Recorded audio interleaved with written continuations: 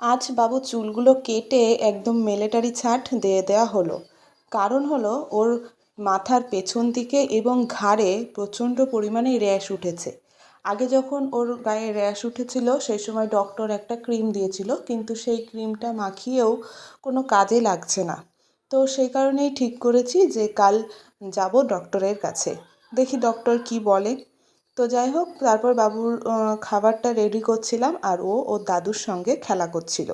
তারপর খাবার দাবার খাইয়ে দিয়ে আমি স্নান করে ফ্রেশ হয়ে ঠাকুর ঘরে পুজো দিয়ে চলে গেলাম দুপুরের লাঞ্চ করতে। দুপুরের খাওয়া দাওয়া সেরে চলে আসলাম সোনাকে ঘুম পাড়াতে।